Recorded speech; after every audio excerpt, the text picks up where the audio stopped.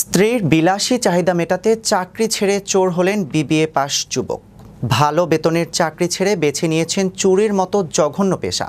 স্ত্রীর আকাশ ছোঁয়া শখ পূরণ করতে গিয়ে নিজের শিক্ষাগত যোগ্যতা ও সামাজিক সম্মান বিসর্জন দিয়ে অপরাধ জগতে জড়িয়ে পড়ার এ ঘটনা হতবাক করেছে সবাইকে। কী ছিল আসল ঘটনা আর যুবকটিই বাকে? বিস্তারিত থাকছে ডেস্ক রিপোর্টে।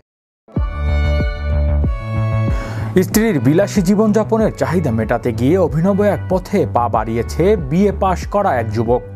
ভালো বেতনে চাকরি ছেড়ে বেছে নিয়েছে চুরির মতো জঘন্য পেশা।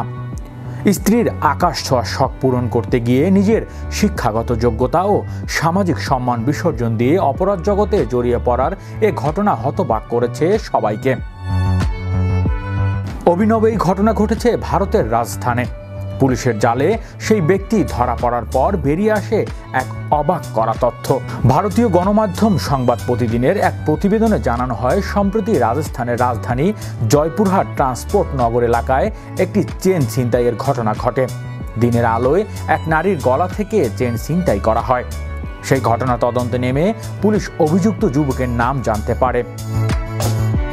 সিসিটিভি ফুটেজে দেখা যায় তাকে চিহ্নিত করা হয়।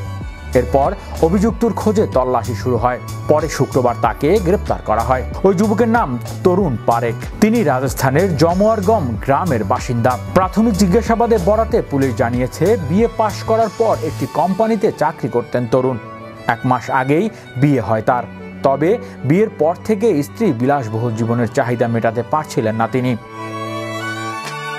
এরপরই চুরি করার সিদ্ধান্ত নেন। তারপর থেকেই জয়পুরে এসে চুরি করতে থাকেন তিনি। হৃদয় আশিস, বিশ্ব বাংলা 24 নিউজ ডেস্ক।